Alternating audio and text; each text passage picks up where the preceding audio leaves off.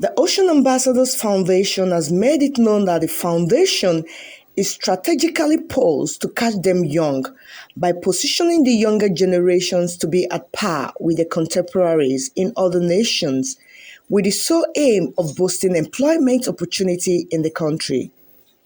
The convener of the foundation, Mrs. Olaitan Williams, made this known at the recently held 4th Education and Maritime Stakeholders Lecture and Award put together by the foundation.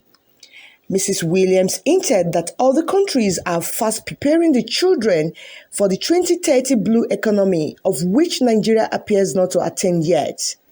She, however, commends the Lagos State government for the recent sensitization program through the Lagos State Universal Basic Education Board (LASUBEB) for primary 5 and 6 pupils. The event, which was well attended by key stakeholders in the industry, was held at the Radisson Blue Hotel, Ikeja, Lagos. Stakeholders present also gave words of advice to the students while lauding the initiative of the foundation. The vision is to catch them young, a bottom-top approach, a readiness for 2030 blue economy. So we devised an initiative by promoting the maritime qualities that we have that are untapped in Nigeria, especially for the girl child. Because if you look at, just like every other career, the girls are just not there. They're trickling in. And that is why this time around we decided that the girl child must be a voice to be heard. Look at, the game is changing now. Look at the banking industry. Look at the insurance industry. So in the maritime industry too, we're looking at, in the next 8 years, we should have captains of industry in this our sector. That is why we decided that last 7 years we started the sensitization from the bottom top, and the age bracket is SS1 and SS2, secondary schools in Nigeria. In the last 7 years, we started the sensitization. It was general. But what informed us about the girl child was because in the first 3 years we started it, the girls were first. And they were eager to learn. So we decided, let's concentrate on the girl child advocacy. And honestly, it's better off. Although we're not shortchanging the men or the boys, because when we do this nationwide maritime quiz, we do 80% girls, 20% boys. And even at that, the girls are tops. We have students now studying marine engineering in Efuru. We have 2 in Ghana, because when Nigeria was still Nigeria, we used to take them on comparative analysis to Tema Seaport and Takoradi. So, but now we're in Nigeria, we take them to shipyards in Nigeria, we've taken them to Niger Dock and so on. See here today is cap in hand. In the last 7 years, it has always been cap in hand, because Nigeria is not ready for these children to take over the maritime industry, and they're not ready for the 2030 blue economy. If you look at the map of Africa, just here, you know, it's like a horn. Yes. Here you have Lagos, outside Atlantic, inside inland waterways, untapped, unrivaled to the top. Unlike here, you have South Africa, you have Madagascar. They will be shuttling between the two. But here, we don't have any encumbrances, but we're not there. Meanwhile, if you go to all these other nations, they're preparing their children. South Africa has a robust blue economy ministry, just like Madagascar. But Nigeria, we're not interested. We're not there yet. The children that are supposed to take over in 2030, they don't even know what brown waters is, not to talk of blue water Atlantic. So we just decided that with or without government, let us start the sensitization. It's been difficult, I must say. But here and there, we still have people that come to our aid. It's obvious that women remain excluded from the higher levels of decision-making around fisheries. The future we want for our women and girls is for members of the international communities government, local government, the private sector to contribute to decent work for all and job creation for both women and men, and particularly the youth, including through partnerships with small and medium enterprises as well as cooperatives.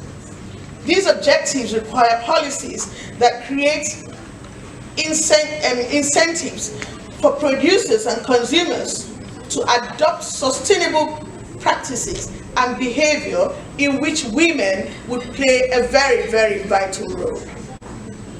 The United Nations 2030 Agenda for Sustainable Development and its 17 Sustainable Development Goals, SDGs, offer a unique, transformative, and integrative approach to shift the world onto a sustainable and resilient path that leaves no one behind. Food and agriculture are key to achieving the entire set of SDGs, and many SDGs are directly relevant to fisheries and aquaculture. In particular, SDG 14, conserve and sustainably use the seas, oceans, and marine resources for sustainable development. I urge us all to strengthen the relevant institutions for the development and prosperity of a blue economy. He has asked me to pledge the support of the Nigerian Shippers Council to this valuable foundation,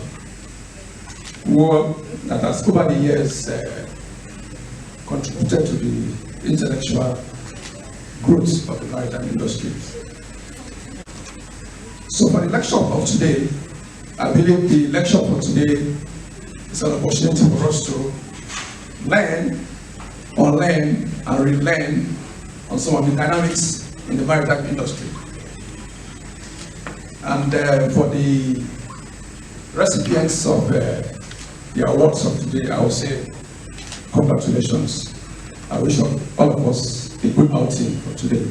I thank Honorable Williams for deeming it fit and proper to recognize all these great men and women who encourage the growth of the maritime industry. This is where the action is. This is the future of this country, the maritime sector. So we welcome you. We thank her for making you love maritime, for making you ask questions about maritime. It is an industry that can take everybody and everything positive.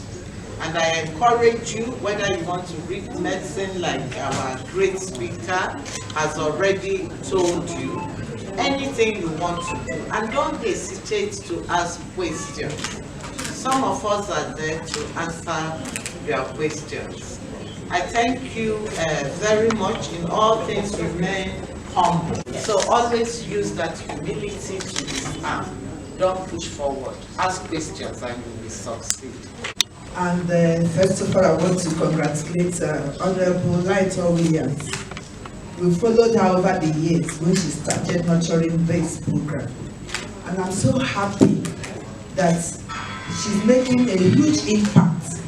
And most of you probably would have been sensitized to the need that we need more of you in the maritime industry. And with the quiz she has started, a whole lot of you, based from the questions you have asked, shows that you have shown interest and will be the next generation of maritime experts. Please keep up your dream. Like the earlier people have said, maritime sector is a huge and large place. It can accommodate everybody. Whatever your dreams are, doctor, lawyer, and all that, you will find it in the maritime sector. Certificate was presented to the top 10, and the high point of it all was the presentation of gift to the top 3, with Omobolanle Sadela, an SS3 student of Damso High School in Ikeja, Lagos, topping the list. Omobolanle, alongside our dream actualizer, expressed the joy for coming out victorious. I feel very happy and thankful to God for helping me because I did not expect to actually get here, and because I was having exams while I was doing this, but I'm very happy that I did well enough to become first, and I'm grateful to God for this opportunity to receive this award. Thank you. As of now, I think I'll go into the software industry to help the maritime sector, because I know that the software engineering sector cuts across different areas, and if I go into software I can use that to help different areas of life and even help water bodies. It's great to be a winner, but a lot of hard work and God first and hard work. That's the reward of the teachers. When you see your students that you have put in a lot of effort, they make your work excel and all that. So I'm very proud, I'm very happy today. This is not our first time. Last year she came fourth, and with God and consistency, hard work and other things. So here we are, a winner, an ambassador. So we give glory to God.